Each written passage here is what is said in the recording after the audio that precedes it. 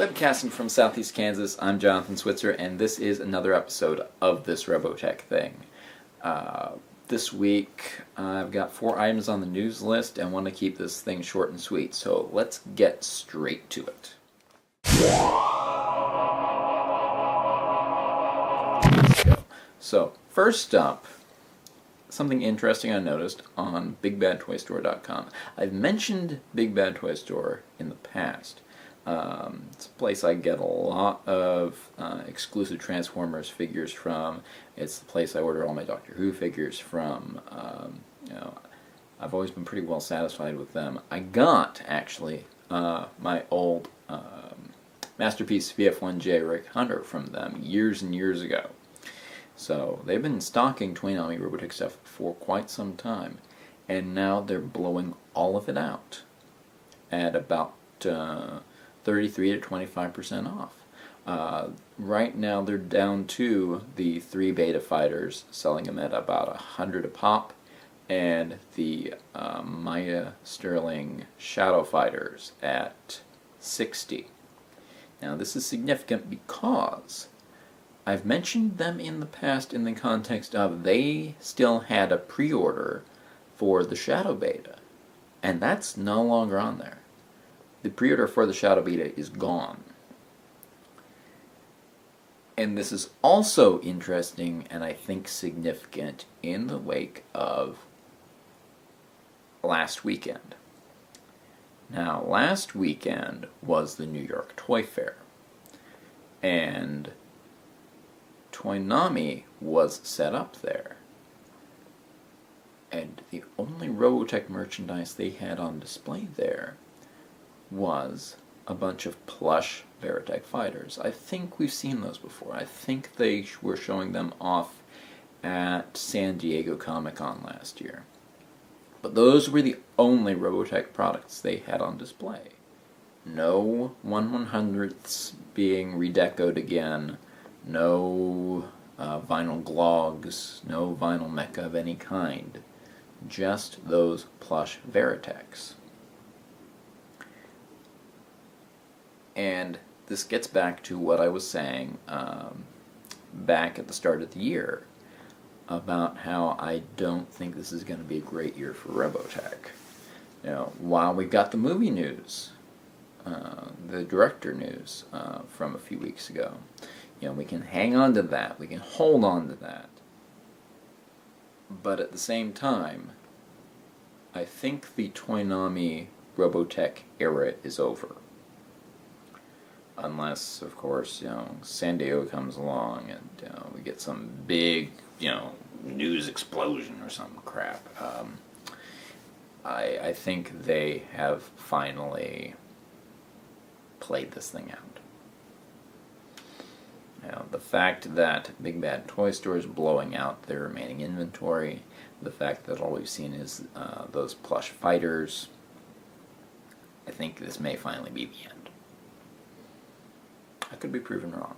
I could always be proven wrong, but that's just the feeling that these two things back to back creates.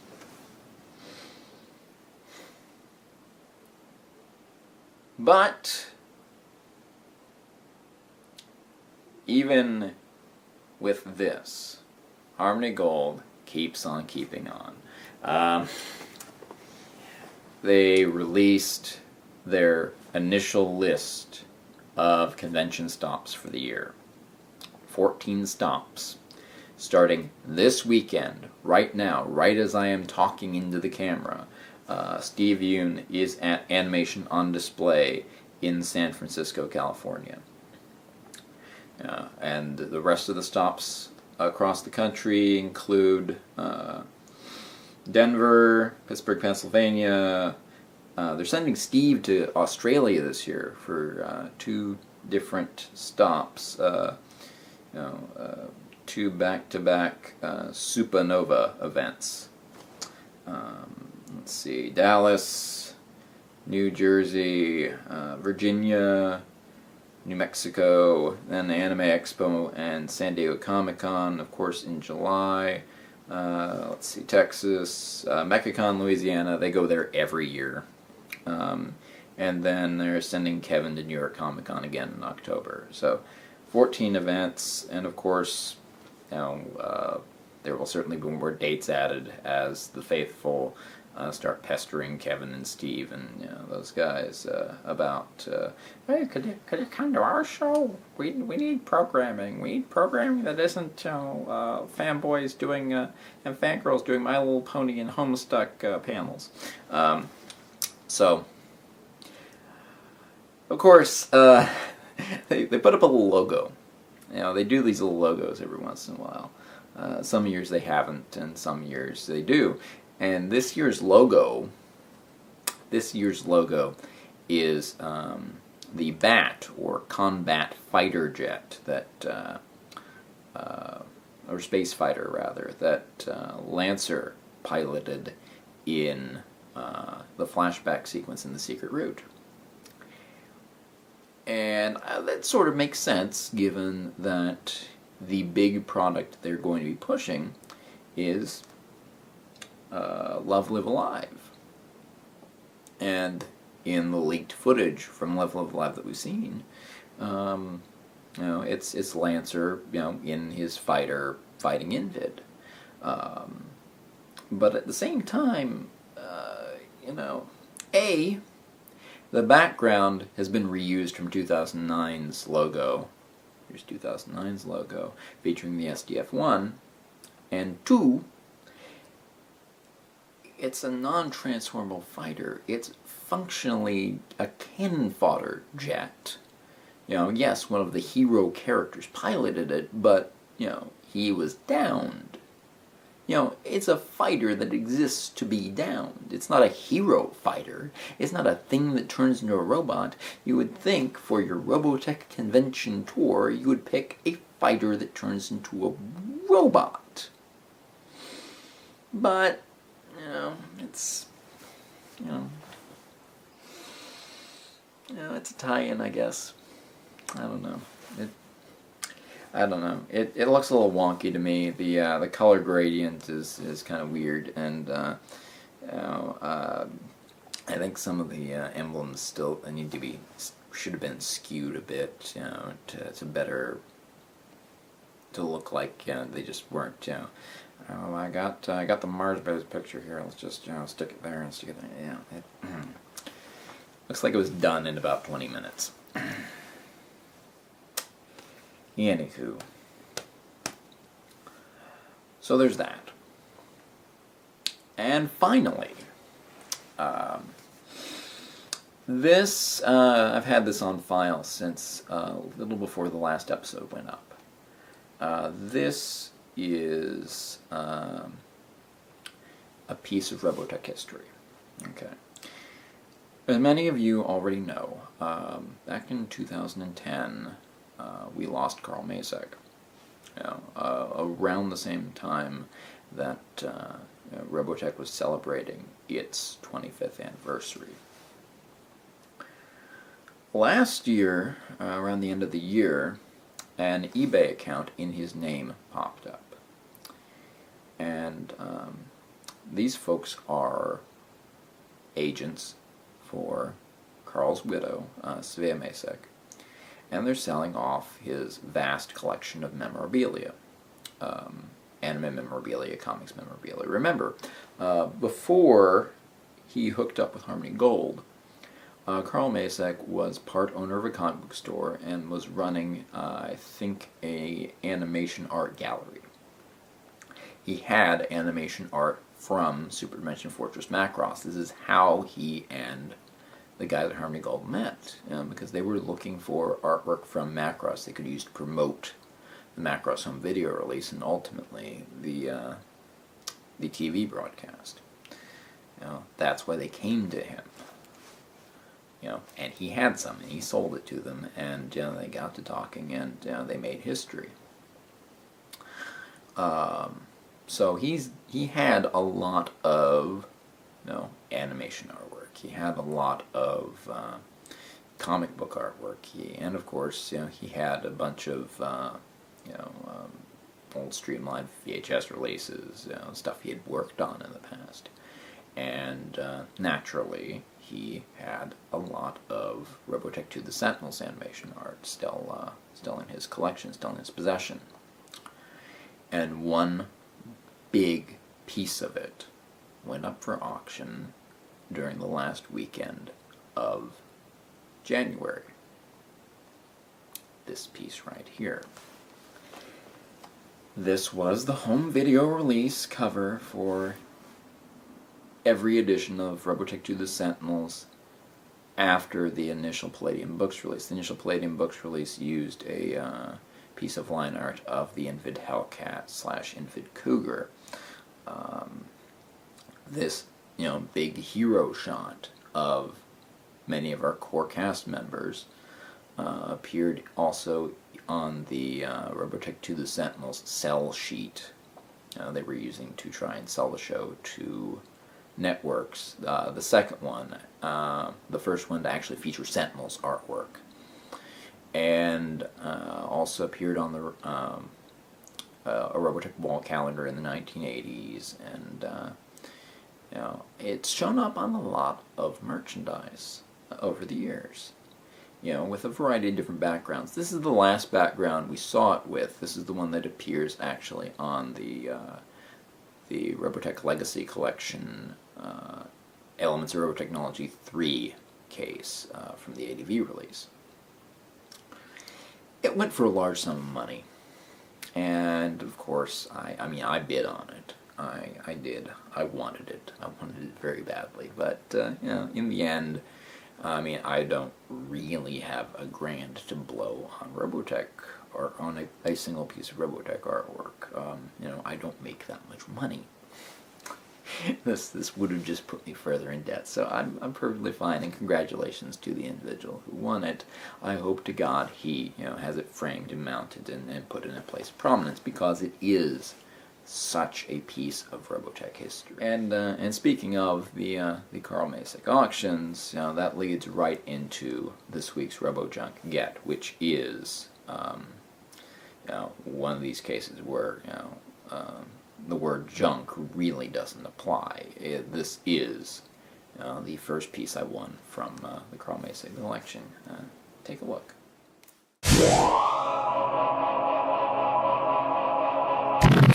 It's more Robotech stuff. Look at that. It's in a bag. But it's flat, so you and I both know what that means. There's some artwork.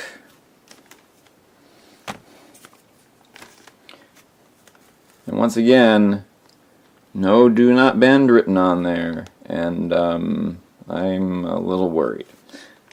Especially that corner there. That corner doesn't look friendly. Alright, so get together.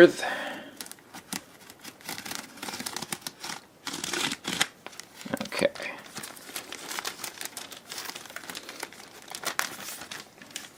Now, one thing you might have noticed here, the return address. Apparently they're selling off all of Carl's old stuff on the eBay. So this is something that Robotech visionary Carl Macek had decided to keep for himself.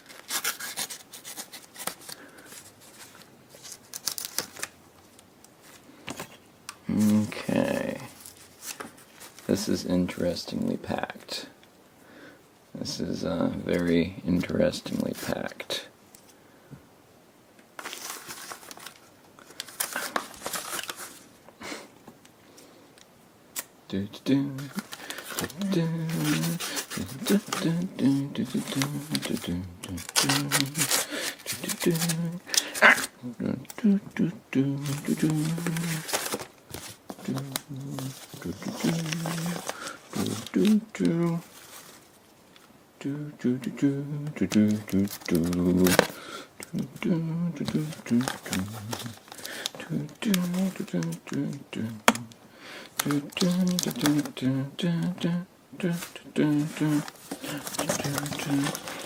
How much of that Sentinels music am I going to hum before I can get in here? It is well defended. It is very well defended. That is to all involved's credit. Good job, guys. Alright. Now can I get in? Now can I have the treasure within? Oh, great googly moogly. It's over. Oh, great googly moogly. Sentinels, Min-May, looking sad with the bouquet.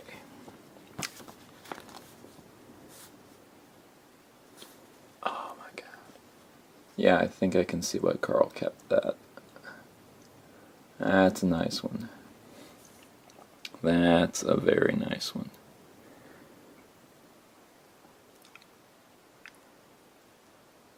That's a keeper. Yeah, I think you know, Carl didn't you know, get buried with that. I think I will though. I think that put that in the mausoleum with me. There we go. Finally today, I'd like to talk a bit about the Robotech movie again, because I've got a couple of points I didn't make last time that I'd really like to make this time. You know, last time, you know, we had just found out that, hey, we've got a director. You know, this thing is in motion again for the first time since about 2009. That got me thinking. I may have said this last time. You know, why now? Why is Warner suddenly overly concerned with doing a Robotech movie? Because remember, there was a big search going on in the fall. Why does Warner suddenly want a Robotech movie all of a sudden? Now, you know, after this thing being on the back burner for years. Well, subsequently, within about a week of the announcement that Robotech may have a director, Warner's World of Warcraft movie suddenly has a director. Duncan Jones, the director of Moon and Source Code, also David Bowie's son. But, you know, a well-regarded director who's made a couple of pretty solid movies. You know, things people have enjoyed, things people have regarded highly. So, Robotech, a thing Warner doesn't own, now has a director. World of Warcraft, a thing I'm pretty sure Warner doesn't own, also has a director. Now, during these intervening years, Warner has been trying to bring the DC Comics heroes to film. You know, they did, you know, 3 Christopher Nolan Batman movies over the course of, I think, what, that first one came out, what was it, about 2006? Something like that. You know, The Dark Knight comes out a few years later. Yeah, 2006, 2009, 2012 sounds right, you know, for Batman Begins, Dark Knight Rises. Yeah. And during that period of time, they also did Green Lantern. Tried to turn that into a big thing. It did not go well. You know, I was making light of, you know, Warner's trying to do things that didn't exactly come off last time. Showed a picture of Ryan Reynolds' Green Lantern. But, I mean, that's true. That project failed. It didn't make anywhere near the money that Warner wanted it to, and people just really didn't like it. You know, it was not a good movie. You know, bad movies make money all the time. Look at the Transformers franchise. Those are not exactly good movies, but they make, you know, millions and millions, you know, billions of dollars. But Green Lantern was bad and didn't make any money. And I mean, the cartoon show has just been canceled by Cartoon Network. I think that's a bad sign. I'd say just about 50-50 odds, only about 50-50 odds that Ryan Reynolds even turns up in this Justice League movie they want to make, but that they have apparently put on the back burner again because, according to reports, the script sucks.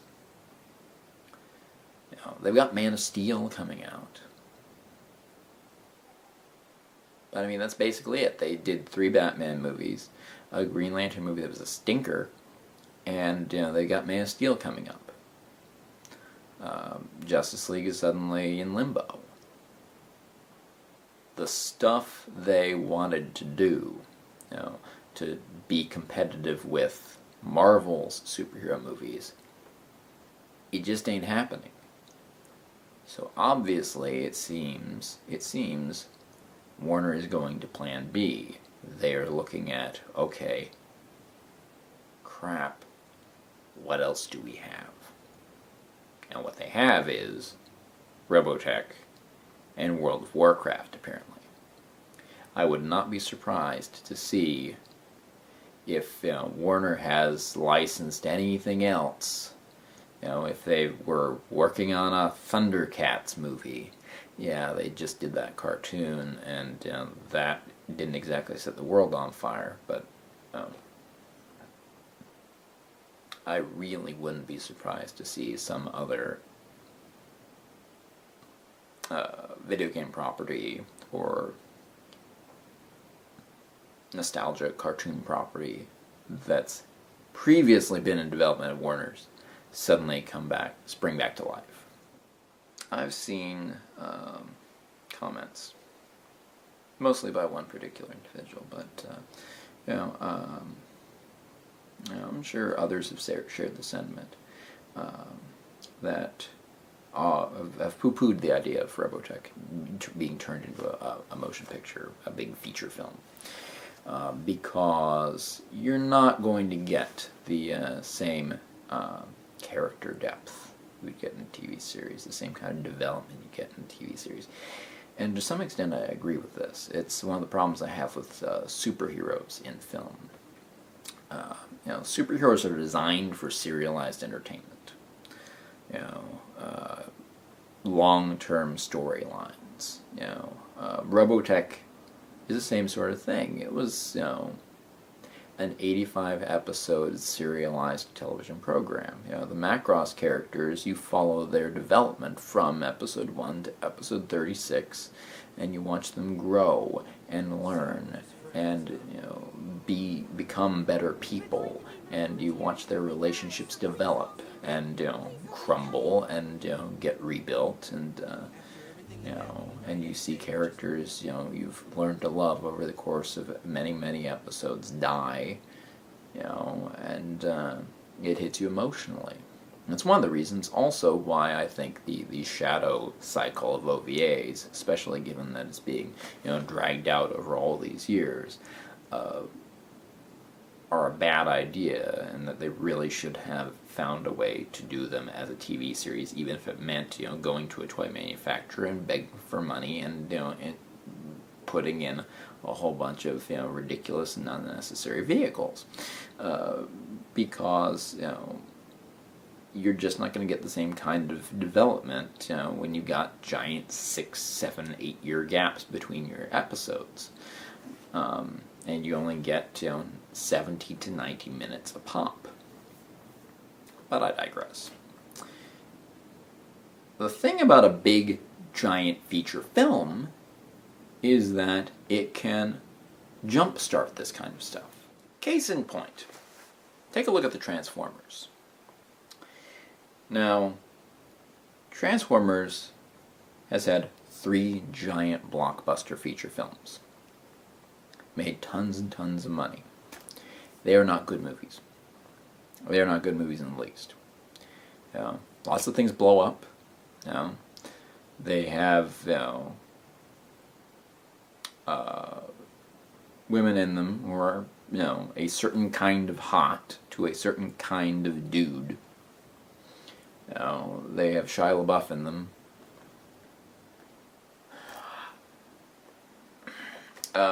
And, I mean, they did get Peter Cullen back to do the voice of Optimus Prime, which is cool, except that the character Optimus Prime in these movies is a bloodthirsty psychopath. You know, they do not reflect, for whatever values Transformers had, they don't reflect the values of the 1980s cartoon. I mean, they're just weird, violent, nasty, bad movies with hot women in them. And they make tons and tons of money. But because they are a financial success, fans of the Transformers as a property, fans who have been following the series since the 80s or since the early 2000s or since whenever, they have gotten two solid television cartoon shows, each about 50, 60 episodes each, and they've gotten two blockbuster standalone video games, War for Cybertron, Fall of Cybertron, which sort of harken back to the 1980s mythos. Certainly, some assorted movie and cartoon tie-in video games, some of which are okay and some of which are terrible, but they've gotten a glut of product, and a lot of that product is actually pretty good.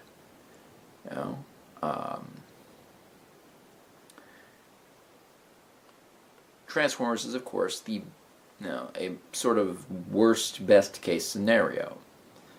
Movies terrible, but movies enable all of this other product to come out, some of which is incredibly good. Now, does that mean that if we get a Robotech movie that is not so hot, we will necessarily get a new TV series that is pretty okay, or even maybe really good? No, it doesn't necessarily mean that.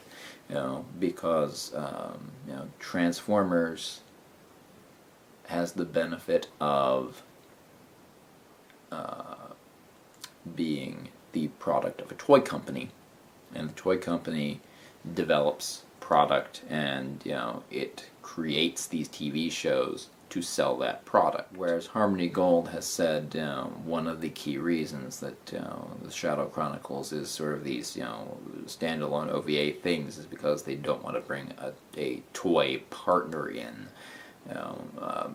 Maybe the Matchbox Sentinels thing has made them incredibly standoffish about that. I don't know, but regardless, this may not be the way it goes necessarily for Robotech, but the possibility is there. The possibility is there for a big feature film that does well to open some doors. Just a thought. Just a thought. Well, that does it for this week. If you have any questions, if you have any thoughts, if you have anything you'd like to share, you can, of course, leave a comment on the YouTube video. You can send me a message on Twitter. You can send it into the email box. I haven't checked the email box in a couple of weeks. I think I'm going to go take a look at that after I'm done with this. And of course, do subscribe to the videos. I'm happy to see a lot of people are watching them.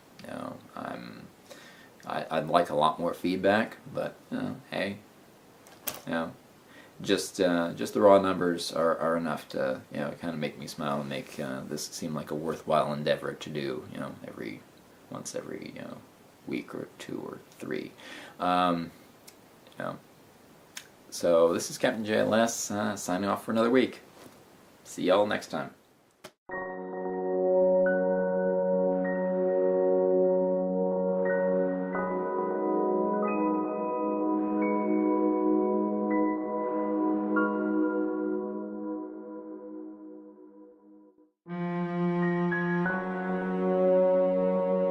Actually, it's very nice junk.